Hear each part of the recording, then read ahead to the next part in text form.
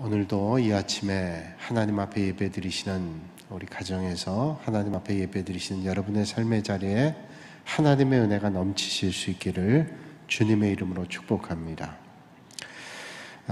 미국의 버지니아라고 하는 주에 윌리엄스버그라고 하는 도시가 있습니다.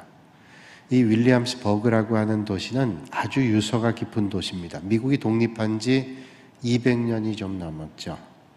그 흔적들을 가지고 있는 도시가 윌리엄스버그라고 하는 도시인데, 이 도시에는 우리나라 용인인가에 있는 민속촌과 마찬가지로 미국의 그 지난 역사들이 쭉 흔적으로 되어 있는 그런 도시 흔적들을 남겨뒀습니다. 그러니까 민속촌 같은 것이죠.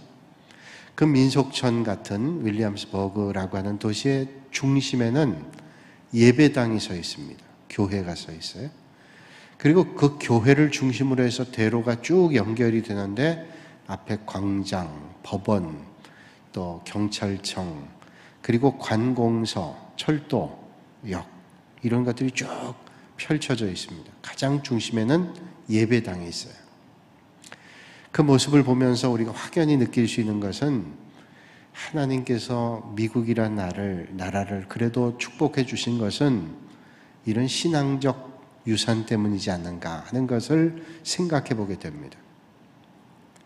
미국의 유명한 대학이죠. 하버드 대학, 예일 대학, 프린스턴 대학도 마찬가지인데, 하버드 대학 규모가 엄청납니다. 캠퍼스뿐만 아니라 여러 아주 광범위하기 때문에 도시와 섞여져 있다, 그렇게 볼 수도 있어요. 이 하버드 대학에도 중심에 예배당이 있죠. 예배당 중심으로 여러 대학들, 단과대학들이, 그리고 여러 사무동이 펼쳐져 있습니다. 중심에 예배당이 있어요. 왜 그러면 미국에 있는 대학 또는 도시들의 중심에 예배당이 있을까요?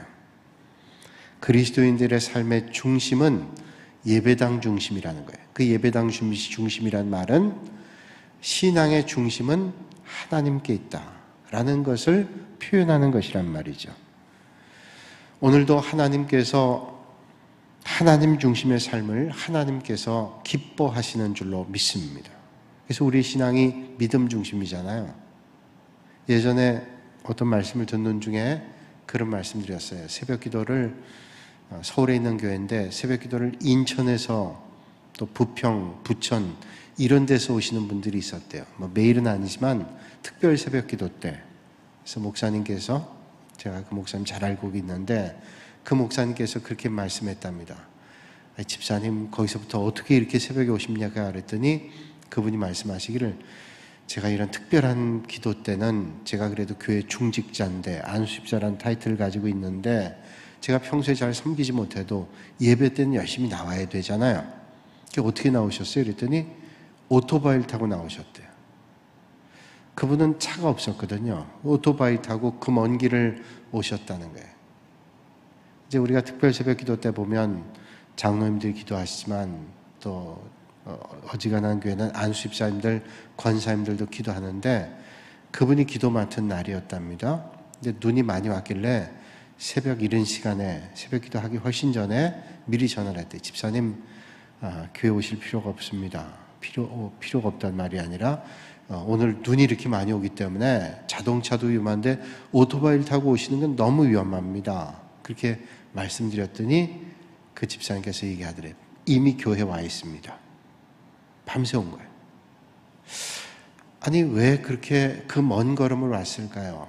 주님을 사랑하는 마음, 주님 중심으로의 삶을 고백하기 위해서라는 거죠. 오늘 본문 말씀에 우리에게 반복되는 단어가 있는데 기억하라 라는 말입니다. 15절 말씀과 18절 말씀에 기록되어 있습니다.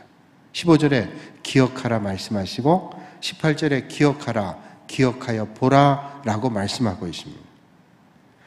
너희는 오늘부터 이전 곧 여호와의 전에 돌 위에 놓이지 않았던 때를 기억하라. 또 18절에 너희는 오늘부터 이전을 기억하라. 아홉째 달 24일 곧 여호와의 성전지대를 쌓던 날부터 기억하여 보라 말씀합니다. 여기 본문에 기억하라는 말을 히브리어 원어로 보면 레바브 캠이란 말로 쓰여져 있는데, 이 레바브란 말은 마음이란 말입니다. 레바브 캠이란 말은 마음속 깊이 생각하는 것을 말합니다. 기억하는 거죠. 그러면 무엇을 마음속 깊이 생각해 보라고 주님께서 말씀하실까요? 오늘 말씀은 오늘부터 이전을 마음속 깊이 생각해 보라는 거예요. 15절 말씀에 오늘부터 이전의 것을 마음속 깊이 생각해 보라는 거예요. 그러면 오늘부터 이전에 어떤 일들이 있었어요? 여호와의 전에 돌이 돌 위에 놓이지 않았던 때라고 말씀합니다. 돌이 돌 위에 놓이지 않았던 때라는 것은 뭘 얘기하는가 하면 성전 건축을 시작하기 전에 라는 것을 말씀하고 있는 거예요. 학개 선자는 아직 성전이 건축되기 전에 어떤 일이 있었는가를 마음속 깊이 생각하라는 겁니다. 지금 성전 건축하지만 성전 건축 전에 어떤 일이 있었던가를 생각하라는 거예요. 우리가 구약 성경 보면 구약 성경의 역사서가 우리가 수요 기도의 시간에 성경 공부를 하고 있는데, 역사서, 구약의 역사서는 창세기부터 해서 에스더까지 17권이라고 말씀을 나눴습니다. 그 역사서의 마지막 부분이 에스더인데, 에스라, 느헤미야, 에스더 이렇게 연결되잖아요.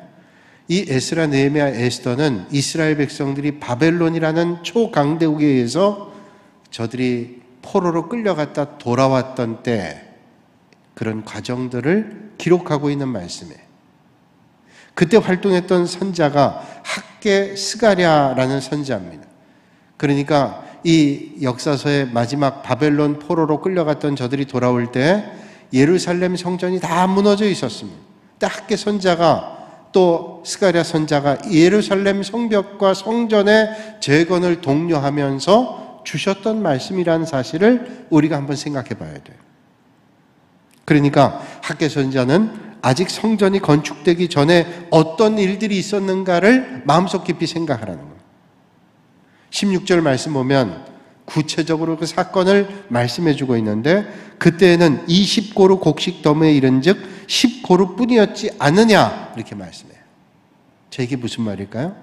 그때에는 성전 건축 전에 어떤 일이냐면 곡식이 20고루 곡식 더미에 이른 즉, 그러니까 20고루 곡식을 얻기 위해서 나갔는데 그 곡식 더미의 열매가 얼마나 맺혀지게 됐냐면 10고루 뿐이었다는 거예요. 20을 기대했는데 10밖에 없었다는 겁니다. 이스라엘 백성들이 최선을 다해서 농사를 졌습니다. 그리고 적어도 20고루의 곡식은 얻을 거라고 했는데 막상 추수를 해보니 10고루밖에 안 됐다는 거예요. 또 그 다음 나오는 말씀은 50동의 포도주 열매를 거두기 위해서, 즙을 얻기 위해서 50통에 해당되는 포도를 틀에 넣었는데 빼보니까 20고루밖에 열매를 거두지, 즙을 거두지 못했다는 거예요. 그렇게 열심히 하고 그렇게 돌봤는데도 부실했다는 겁니다. 그게 언제요? 성전 건축 전에. 이런 일들을 보면서 학개 선자가 말하는 겁니다. 마음속 깊이 생각해보라. 이스라엘 백성들이 최선을 다해 농사를 졌는데 왜 절반에도 이르지 못하는 그런 소출을 거두게 되었는지 마음속 깊이 생각하라는 거예요. 그렇다면 마음속 깊이 생각했는데 이 마음속 깊이 생각하라는 말씀은 도대체 뭡니까? 학개 선자가 전하는 말씀은 이런 말씀이에요. 이런 부실의 결과는 성전 건축을 외면하고 농사 짓는 일에만 몰두했기 때문이라는 거예요. 하나님께서 바라시는 일은 외면한 채 자기 나름대로 세상에서 뭔가를 얻기 위해서 몸부림쳤는데 그 몸부림친 결과는 별로 기대했던 것만 못하다는 말이죠. 주님께서 우리에게 말씀하시죠. 여호와께서 집을 세우지 아니하시면 세우는 자의 수고가 헛되며 여호와께서 성을 지키지 아니하시면 파수꾼의 경성함이 허사로다 말씀합니다. 그러니까 하나님께서 돌보지 않으면 안 된다는 말씀이잖아요. 그렇습니다. 하나님께서 복을 주셔야 우리의 수고가 풍성한 열매를 거두게 되는 것이지, 하나님께서 복을 내려주시지 않는다면 어떤 수고도 기대만큼 열매를 맺을 수 없다는 거예요. 예전에 가나안 농군학교에 김용기 장로님이라는 분 계셨어요. 많은 분들이 아마 그 당시에는 가나안 농군학교에 가서 훈련 받았을 겁니다. 저도 가나안 농군학교에 가서 훈련 받은 적이 있는데, 그 가나안 농군학교 김용기 장로님이 늘 모토처럼 말씀하는 것이 우리 백성들이 복받은 백성이 돼야 된다, 복민이 돼야 된다, 그런 말을 했습니다. 이게 얼마나 복된 일이에요. 우리 이 민족 백성들이 복받는 민족이 되어야 된다. 우리 믿음의 성도들이 늘 기도하는 거죠. 이 민족이 복받는 백성이 돼야 된다. 늘 그 장로님이 말씀하셨어요. 하루는 이 장로님께서 훈련받으러 온 사람들에게 말씀했습니다. 여러분, 오늘 저녁에는 여러분들에게 복받는 비결을 알려드릴 테니 마음 단단히 잡수고 나오세요. 그날은 여느 때보다도 훨씬 많은 사람이 나왔습니다. 복받는 비결을 말씀해 주신다니 얼마나 중요한 거예요.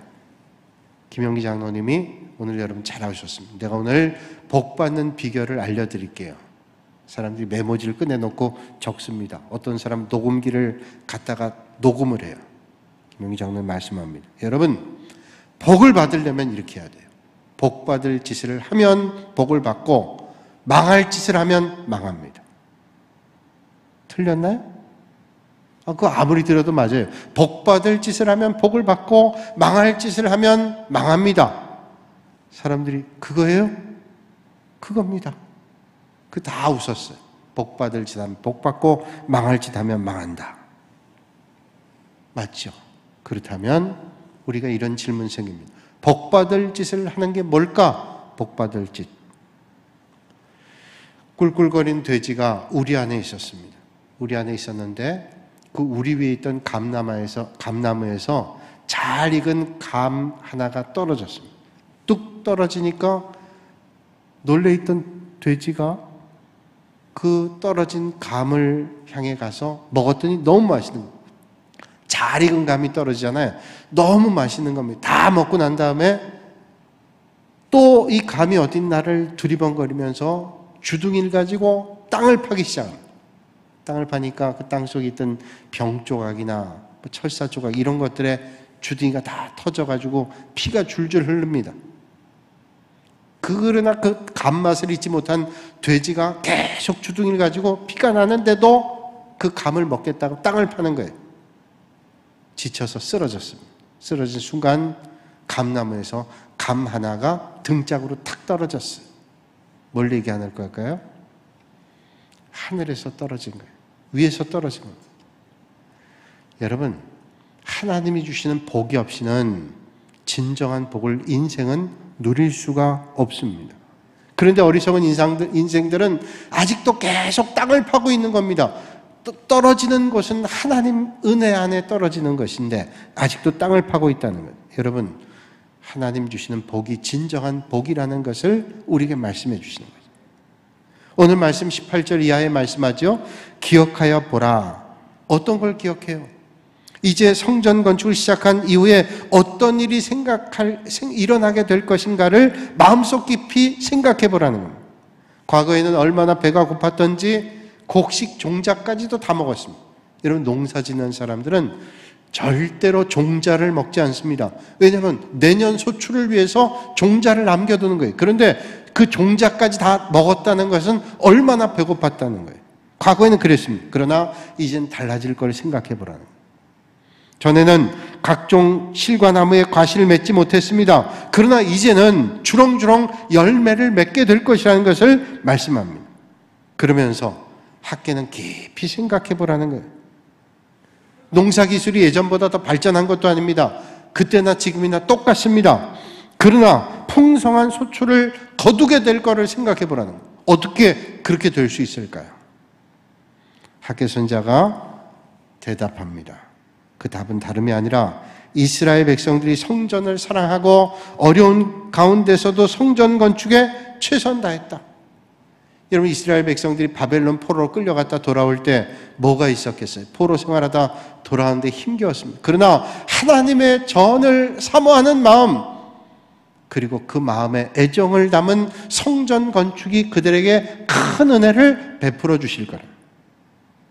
그러니까 성전 건축 외면하고 자기 일에만 몰두할 때는 아무리 땀 흘려도 소출의 절반도 얻질 못했지만 바쁘고 힘든 중에도 성전 건축을 참여하고 나면 하나님께서 소출의 배를 얻게 하시는 은혜가 임하게 된다. 그렇습니다, 여러분. 우리가 꼭 믿음의 길 걸으면서 명심해야 될 게 있는데, 우리가 먼저 하나님 기뻐하시는 일을 행할 때 하나님께서 우리에게 이 세상의 어떤 것과 비교할 수 없는 하나님의 은혜를 우리에게 내려주신다는 거예요. 하나님 감동시켜 드릴 때 하나님께서는 은혜를 베풀어 주신다는 거예요. 여러분, 이 아침에 하나님의 마음을 기쁘시게 하고 하나님께 감동을 주시는 여러분들이 되시기를 주님의 이름으로 축복합니다. 어떤 집사님께서 새벽 기도를 갔다 와서 남편 손을 붙잡고 한참을 울었다 그래요. 그게 도대체 어떤 일인가 했더니 그 집사님께서 새벽 기도 갔다 와서, 우리 교회 얘기는 아닙니다, 어떤 목사님께 들은 얘기인데 한참 울었대요. 왜 그런가 했더니 이 집사님 교회 성전 건축하는데 헌금을 했답니다. 기쁜 일에서 감격스러웠을 수도 있는데 하면서 마음속에 뭐 여러 가지 마음들이 교차했겠죠. 하나님 먼저 하면서 드렸지만 또 딱한 사정도 있었던 것 같아요. 알고 보니까 어떤 내용인가 하면 그 집에 딸이 있는데 딸이 태어날 때 귀가 붙었답니다. 귀가 조금 떨어져 있었는데 딱 붙은 모양이에요. 귀가 붙었는데 이 딸아이의 귀를 어릴 때 좀 떼줘야 되겠다. 그래서 수술 비용을 적금을 한 모양입니다. 한 3년 정도 적금을 붓고 있는데 그래서 성전 건축한다는 거예요. 마음속에 자꾸만 그게 생각나더라는 거예요. 근데 하나님 아시잖아요. 이거는 제 딸아이 귀 분리하는 수술을 하기 위해서. 그래서 외면하고 그랬는데 도저히 못 견디겠다는, 하나님께서 그런 마음을 자꾸 주시는 거예요. 그래서 그걸 남편이랑 결정하고 작정하고 드리고는 딸을 보면서 안쓰러운 거예요. 그러면서 딸아이가 어린데도 아이들 만날 때, 자기 친구들 만날 때는 머리로 귀를 가리는 모습을 보면서 너무 가슴 아팠대요. 그럴 거 아니에요. 어린애라도 다른 아이들하고 귀가 다르니까 이걸 자꾸 가리고 하는 모습을 보면서 너무 안타까웠대요. 그러나 하나님 말씀 보면서 아브라함이 늦게 본 자식 이삭을 하나님 앞에 드리라 그럴 때 지체하지 않고 전체를 드렸던 그 아브라함의 믿음을 보면서 위로를 받았답니다. 그러면서 하나님 앞에 드렸대요. 그리고 몇 년이 지난 다음에 텔레비전 보는데 이거 분리하는 수술의 전문가 박철이라는 분이 계신데, 이 교수님이 분리수술 잘한다. 예전엔 그 헌금할 당시에 몇 번 수술을 해야 회복이 되는데 이번 단번에 한다는 그런 분이 텔레비전 나왔대요. 지체하지 않고 그분에게 연락해서 수술을 할 수 있도록 잡았대요. 근데 이미 교회 이분이 그렇게 헌금했던 사실을 다 알고 있는 거예요. 많은 분들이 감동을 받았으니. 그래서 이 딸아이가 수술 받는다고 하니까 교인들이 그때 그 일들에 감동이 돼서 십시일반했는데 수술비가 되고도 남았어요. 온 교우가 기쁨으로 그 아이를 위해서 기도하고 그 가정을 위해서 기도했어요. 그분이 그런 간증을 했대요.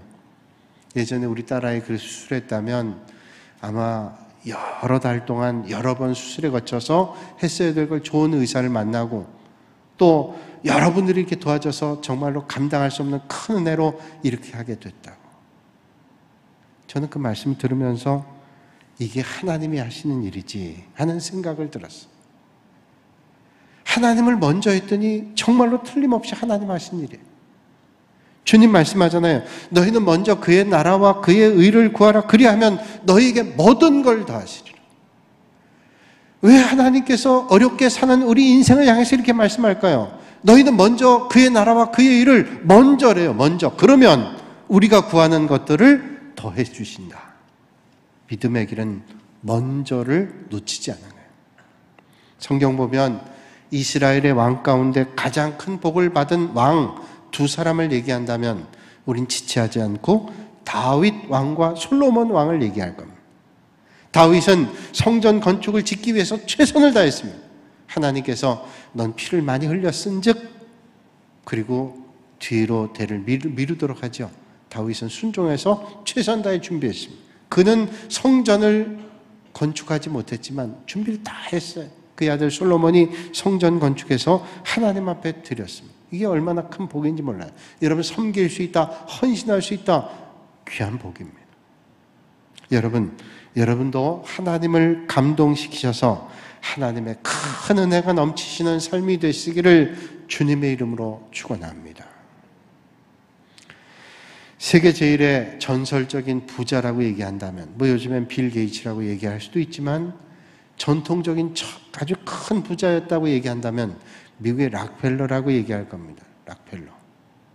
이 락펠러가 86살 늦은 나이, 90 넘어 세상 떠났는데 86살에 시카고 대학에 시카고 교회를 세웠어요. 큰 교회를 세웠습니다.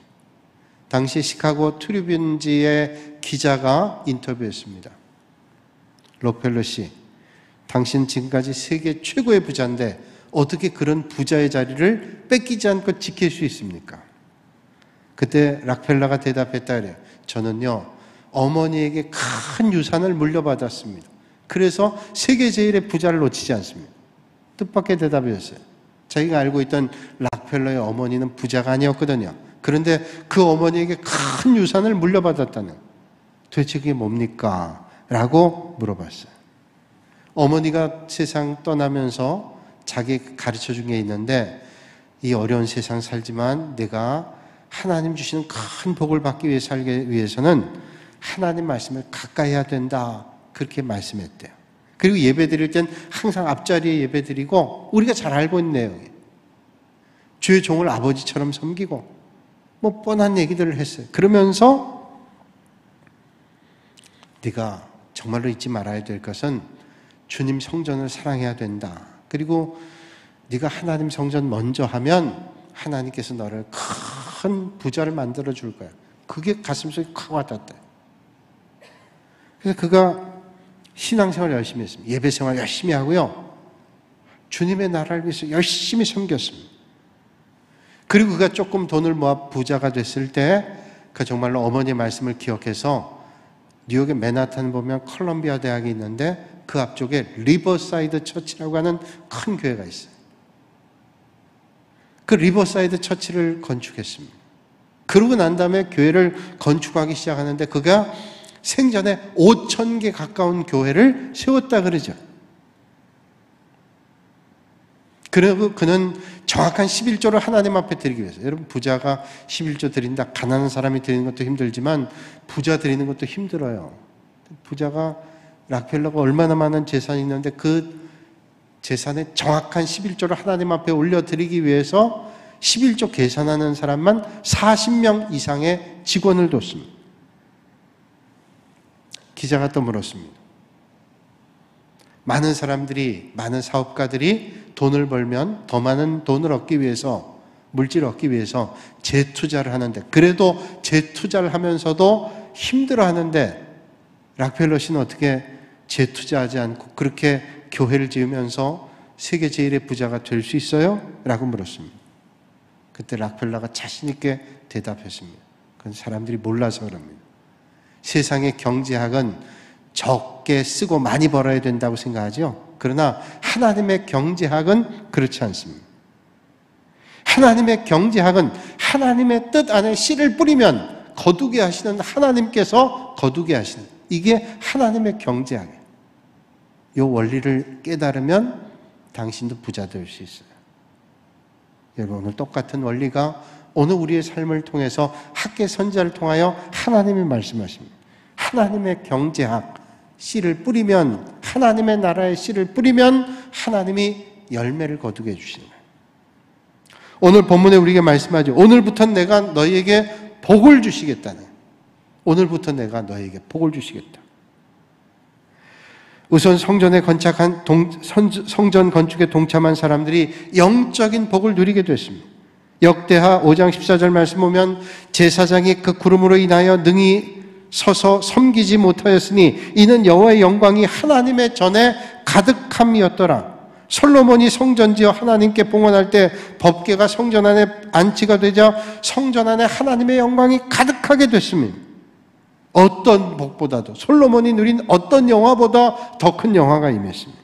열왕기상 9장 3절 말씀 보면 솔로몬이 성전 봉헌한 뒤에 하나님께 솔로몬에게 나타나셔서 저를 축복하며 말씀합니다. 내가 너의 건축한 이전을 거룩하게 구별하여 나의 이름을 영영히 그곳에 두며 나의 눈과 나의 마음이 항상 거기 있으리. 하나님의 전안에 하나님의 눈이 항상 있대. 여러분, 주님의 은혜가 임하는 그 자리처럼 복 있는 자리가 어디 있겠어요? 여러분, 성전을 사랑하고 하나님 사랑하는 여러분에게 하나님의 그런 은혜가 넘치실 수 있기를 바랍니다. 성전 사랑하는 거, 그게 얼마나 안타까운지. 이렇게 우리가 성전 사랑해야 되는데 코로나19로 하나님 앞에 나와 예배드리지 못하는 여러분들이 얼마나 안쓰러운지요, 얼마나 속상한지요.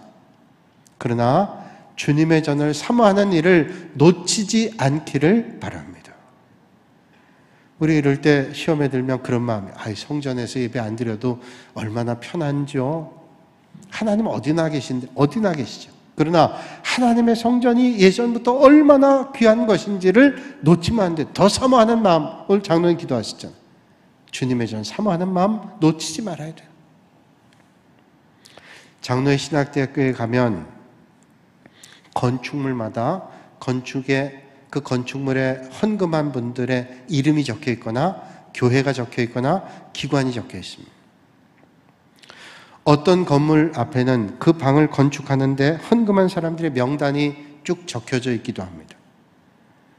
그 헌금한 교회 명단 보면 부럽기도 하고 또 그런 일들에 우리가 동참해야 되겠다는 마음을 늘 갖곤 했어요. 그런데 우리가 작년에 하나님의 은혜 가운데 성전 건축 이제 그 비용들을 마무리하면서 우리도 함께 하자. 우리 장로님들 또 모든 재직들이 함께 동의를 하고 협력을 해서 1억 1천만 원이라는 큰 돈을 작정했어요. 그래서 매년 우리가 보내곤 합니다. 얼마나 감사한 일인지 몰라요.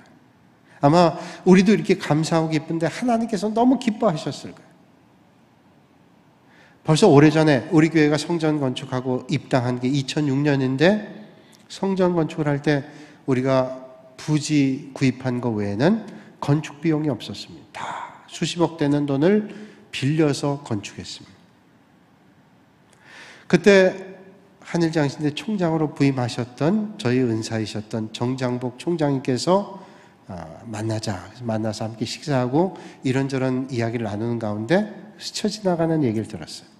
그러면서 목사님께서 저를 인도해서 학교 이것저것 보여주시면서 소강당을 보여주시면서 이 소강당은 이 신학교의 가장 심장과 같은 곳이라고.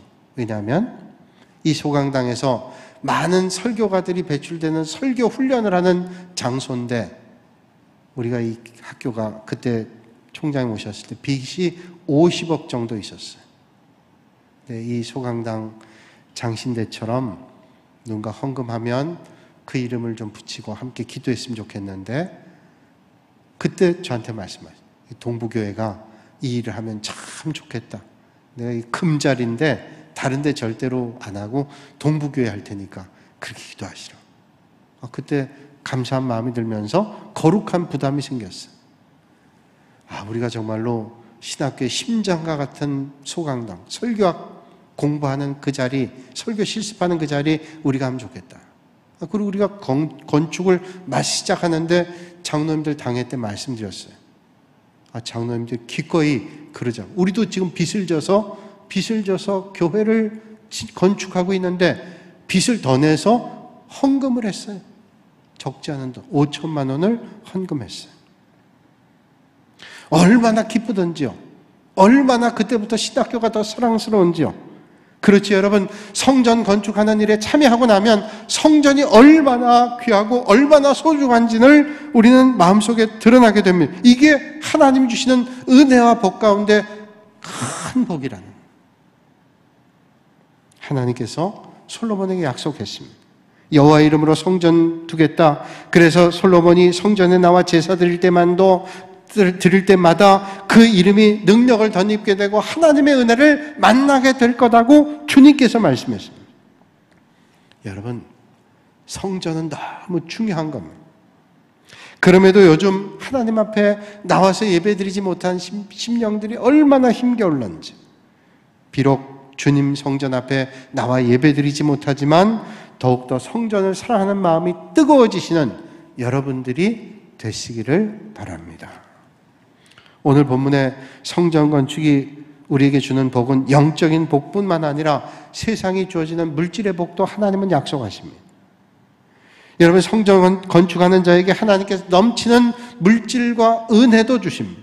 학계 당시에 성전 건축을 하던 시기가 얼마나 바쁜 농번기였는지 몰라요. 인간적 생각으로는 성전 건축하기에 적합하지 않다. 아니, 지금 일하기도 바쁜데 성전까지 건축하라고. 그러나 하나님께서는 그 성전 건축에 최선 다한 저들에게 은혜를 베풀어 주셨습니다. 오늘 주님 말씀하지요. 곡식 종자가 아직도 창고에 있느냐? 포도나무, 무화과나무, 석류나무, 감람나무에 열매가 맺지 못하였느니라. 그러나 오늘부터는 내가 너희에게 복을 주리라 말씀해요. 오늘부터는 언제? 하나님 성전에 참여한 그때부터. 하나님께서는 인간의 계산을 뛰어넘을 때 하나님의 은혜가 넘칩니다. 성전 건축에 참여했던 저들에게 하나님께서 은혜를 베풀어 주셨어요. 세상의 계산으로는 안 되는 거예요. 제가 어릴 때 봤던 책 가운데 그런 내용이 있어요.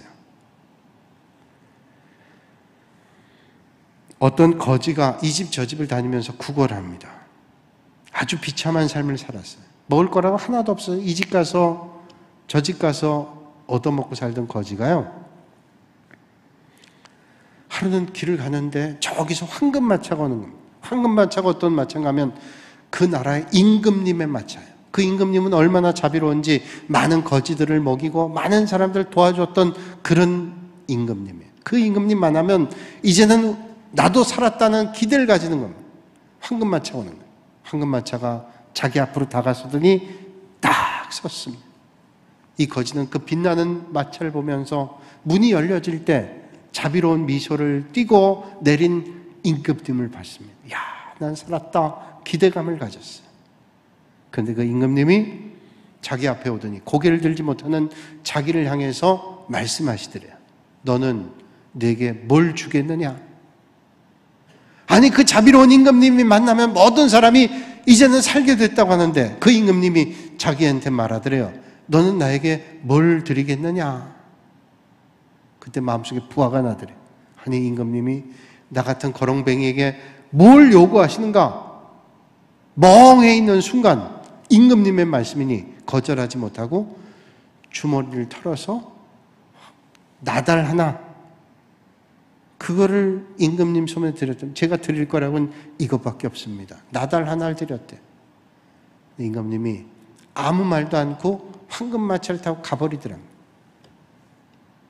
그런데 그날 다 구걸 끝나고 집에 와서 옷을 터는데 주머니에서 금으로 만든 나달 하나가 떨어지더라. 그때 깨달았답니다. 내가 그때 임금님께 더 귀한 것으로 더 드릴 수 있었더라면 하는 아쉬움이 있었다. 저는 어릴 때 그게 무슨 뜻인지 몰랐어요. 그러나 세월이 가면서 생각해보면서 믿음의 길에서 내가 주님 앞에 조금 더 하는 마음을 가지게 되는 거죠. 여러분, 이런 믿음이 우리에게 필요하지 않을까요? 성전을 귀하게 여기고 이제 마음을 다해 섬기면서 하나님께서 그 모든 것들을 책임지시는 은혜가 있는 것을 발견하게 되는 거 아니에요? 여러분, 하나님 먼저 했다 망하나요? 하나님께서 물질적인 은혜도 주시는 거예요. 여러분 기억하십시오. 하나님 앞에 헌신은 믿음으로 하는 겁니다. 여러분, 부자라고 헌금 많이 하나요? 그렇지 않아요. 믿음이 없이는 절대로 불가능한 겁니다. 믿음이 없이 안 돼. 그래서 하나님께서 믿음의 분량이라고 하잖아요. 믿음의 분량은 내가 가지고 있는 물질의 분량과 똑같지 않습니다. 믿음의 분량으로 할 수 있는 거예요. 흑인교회 가면 목사님께서 설교할 때 회중들하고 주고받고 합니다. 그래서 목사님께서 회중들에게 말하죠. God is good. 그럼 회중들이 얘기합니다. All the time. 이게 대체로 흑인 교회들의 특징이에요. 제가 예배 설교할 공부했는데 예배할 때 흑인 교회들의 특징 가운데 하나가 그런 화답하는 거예요. 하나님께서 여러분 헌신해야 됩니다. 그럼 회중이 얘기하면 예 맞습니다. 우리가 헌신하겠습니다. 화답을 합니다. 참 이게 어떤 그분들의 그런 영성이나 이런 게 맞잖아요. 또 목사님 말씀, 이제 우리가 주저앉으면 안 됩니다. 일어나야 됩니다. 일어나서 주님의 일을 감당해야 됩니다. 일어나십시다. 그러면 예 맞습니다. 일어납니다. 그러죠. 또 우리가 걷는 것 가지고 부족합니다. 뛰어야 됩니다. 뛰는 거 가지고 부족합니다. 날아야 됩니다. 예 뜁니다. 아니 납니다. 라고 얘기해요. 목사님 계속해서 말합니다. 우리가 선교해야 됩니다. 하나님의 나라를 전해야 됩니다. 예, 선교해야 됩니다. 하나님 나라를 전해야 됩니다. 화답합니다. 목사님 말씀하죠. 그런데 선교하려면 물질이 필요합니다. 여러분 헌신하시길 바랍니다.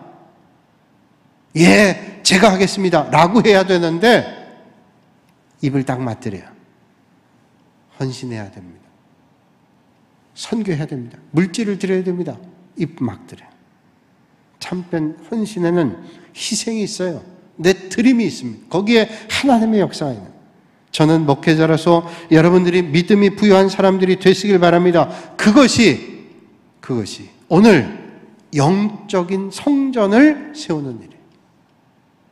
눈에 보이는 성전 너무 귀하고 중요합니다. 그러나 정말로 중요한 것은 영적인 성전 세우는 일이에요. 우리가 주님의 나라를 위해서 영원한 영적인 성전을 세우는 여러분들이 되시길 바랍니다. 눈에 보이는 물리적 성전 중요합니다. 더 중요한 일은 하나님의 성전을 내가 주님의 성전이라는 거예요. 그래서 내가 영적인 성전을 세우는 일 너무도 중요한 일. 주님 말씀하죠. 너희는 너희가 하나님의 성전인 것과 하나님의 성령이 너희 안에 계시는 것을 알지 못하는, 우리 안에 계신 성령 계시는 성전을 든든하게 세워야 돼요. 영적인 은혜로 충만한 성전을 세워야 됩니다. 언젠가 믿는 성도들의 흡연 문제에 대해서 기독교 단체에서 토론을 한 적이 있어요. 주초 문제, 담배, 술 문제 많은 분들이 시험 받고 또 예전에 예수님도 술 마셨어 얘기하기도 하고 성경에 담배 피지 말란 말이 있냐 그러면서 옹호하는 분들이 있고 어떤 교단은 그게 용인된 데도 있어요. 그게 죄다 아니다 말할 필요도 없을 것 같아요. 그런데 그때 조용히 참관하고 있던 거기에 나왔던 패널도 아닙니다. 그런데 참관하고 있던 연세가 좀 드신 교인이죠. 손을 들고 얘기하더래요. 저는요 인간이라고 하는 동물은 하나님께서 담배 피라고 만드신 것 같진 않아요. 그러면서 얘기해요. 왜냐하면 이 담배 피면 연기가 나오는데 하나님께서 만약에 담배를 피라 그랬다면 왜 연기를 코에서 입에서 나오게 했겠어요? 여러분 집을 보세요. 집을 지을 때 연통이 지붕 위에 있지 그게 집 문 앞에 있나요? 그런데 만약에 하나님께서 담배 피라고 만들었었다면 머리 위에다가 연통을 만드셨겠지 왜 얼굴 앞에 만드셨겠어요? 그게 무슨 논리도 아니에요. 그게 어떤 신학도 아닙니다. 근데 그 얘기를 듣고 많은 사람이 웃으면서 공감했어요. 그래, 그게 맞는 것 같다 라고 생각했어요. 저는 그 얘기를 그렇게 생각해요. 우리 믿음의 성도들의 영광을 위해서 우리는 어떤 존재가 되어야 되는가를 깨닫게 하는 말이라고. 여러분, 다윗은 성전 짓기를 위해서 그렇게 사모했지만 짓지 못했어요. 성전 건축은 하나님이 주신 복이에요. 근데 성전 건축 못지않게 오늘 우리에게 정말로 중요한 것은 영적인 건축하는 겁니다. 성전을 세우는 일입니다. 오늘 우리가 어느 때보다도 믿음의 성전을 세우기 힘든 시대입니다. 하나님 기뻐하시는 성전을 세워야 됩니다. 지금 하나님 앞에 나와 예배 드리는 게 힘든 때 오늘 우리에게는 어떤 의미에서 영적 성전을 세우는 정말로 좋은 기회입니다. 하나님께 은혜를 받는 정말로 좋은 기회. 여러분 한 사람 한 하나님을 향한 뜨거운 사랑과 애정을 가지고 거룩한 성전을 세우시는 여러분들이 되시길 바랍니다. 이 어려운 시대에 더 영적인 삶에 힘을 쓰셔서 하나님 기쁘시게 해드리는 여러분들이 되시기를 주님의 이름으로 축원합니다. 거룩하신 아버지 하나님, 하나님의 거룩한 성전이 얼마나 소중한지요. 하나님의 성전 더욱더 아름답게 빛나게 섬길 수 있는 저희들 되게 하시고, 오늘 우리의 삶의 자리에서 영적인 성전을 든든하게 세워나가는 믿음의 권속들 되게 하여 주시옵소서. 예수님의 이름으로 기도하옵나이다. 아멘.